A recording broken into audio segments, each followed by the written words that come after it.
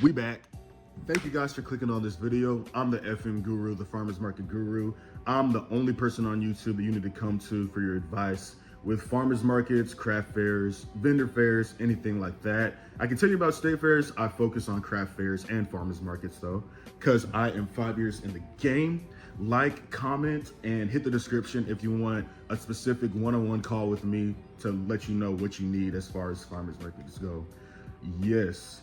So we are talking about today how I personally sell at the market. It's very important when you're selling at the market to be personable and talk to the people you're selling to. There's so many situations where people are just sitting down, waiting for someone to come to their booth. There's even situations where people will be sitting down in their booth and someone will come up to their booth and they still don't say anything unless they want to buy something. Guys, you want to treat this as if it's a project and you're presenting to somebody and engaging with somebody. That's what you want to do. Too many times people treat their booth as if it's a store, to where people just walk around like picture Walmart.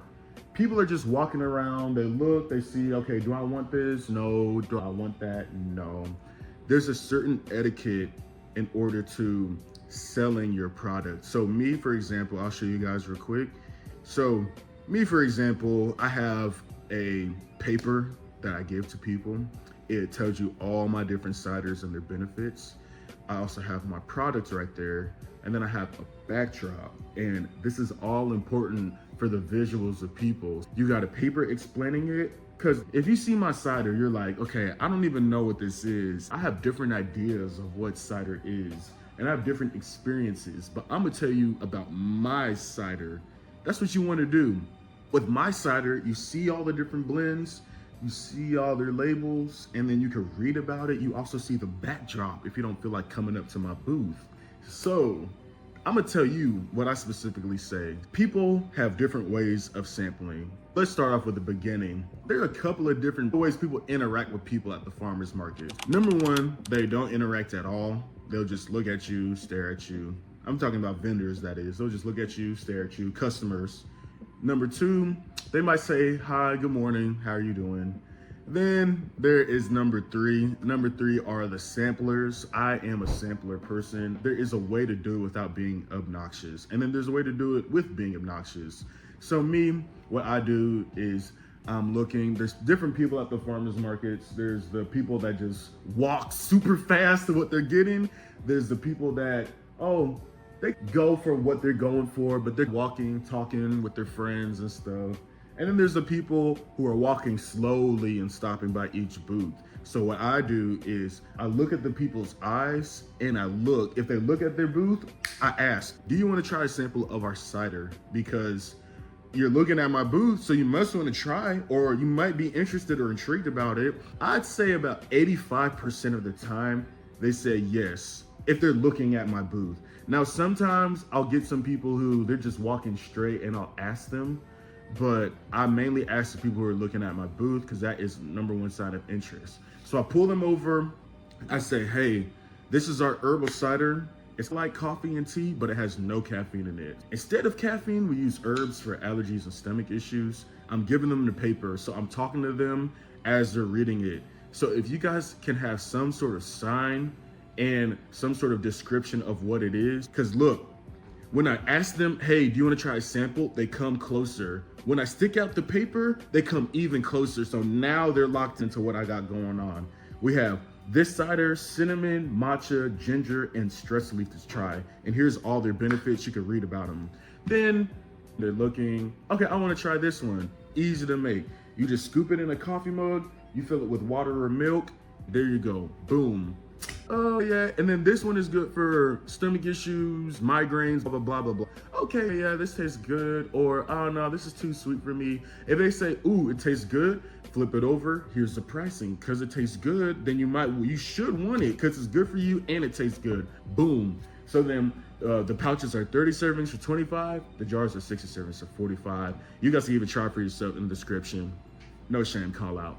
And then they say, yes, I would like one, or no, I wouldn't like one. A lot of people cap, and I'll do a video of that. I'll probably do a short of that. It's funny how people cap. Cap means lying for my older audience. But yeah, and I just call it a day. But I just wanted to tell you guys that if you're not a social person, you want to make sure that your booth is inviting, because I am very extroverted. All I need is the table and me talking to people. I keep it simple. But if you can't do that, if you feel nervous, I will highly suggest reaching out to people, especially if they look at your booth. Make your booth very appealing to where it invites people in. And then if they come in your booth, then you talk to them. If you don't feel comfortable talking to people, I would suggest getting out your comfort zone or bringing a friend or a family member that is extroverted that will assist you in getting out your comfort zone. So let's say you don't have a physical sample of a cup, like me. If you have a physical sample of something they could taste, overpowered, just boom. I will say as well, make sure that if you do have something you're sampling to people, make sure you just describe what makes you different. If it's a bread, if it's a cupcake, but if it just tastes good, the taste is gonna speak for itself. And then if you're selling bread at a farmer's market, you're pretty much killing it. Anyways, if we're going to candles or something where people, or a soap, something people can't try, if they're coming over to your booth, you wanna really not even sell the product is a word, but you wanna just describe it and all its benefits. So this is my candle. It's aromatherapy. It's naturally healing for sinus issues, congestion, because of the cloves in it. It also has a vanilla fragrance, gives it like a spa, airy scent. We also don't use parabens. I know some candle vendors talk about parabens, and we don't use harmful toxins. Say stuff like that. It's 100% organic. People love hearing that at the farmers market, that it's 100% organic. Or let's talk about your wick. Our wick doesn't burn out fast. I know one candle lady was like, after the wax is melted, you can use it as like a body butter. Just try to use as many talking points as possible. That's pretty much all I got. That's how I sell my product at the farmer's market and how you should sell it at the market. I can get into more detail of this with all these videos, but if you just need me to tell you how to do it, just book the call in the description. It's only, I don't know how much it is right now because I'm gonna figure it out in a couple of minutes. So with blah, blah, blah, I'll literally tell you everything you need to do in 1 hour. You don't have to think about it. You don't have to ask no more questions to anybody. I'll literally tell you how to set everything up in 1 hour. So that's all I got for you guys today. And subscribe. If you know someone who can benefit from this video, share it. And yeah, comment if you have any questions. I'll try to answer all of them. But yeah, it is the FM Guru. Thank you guys for tuning into this video. Peace.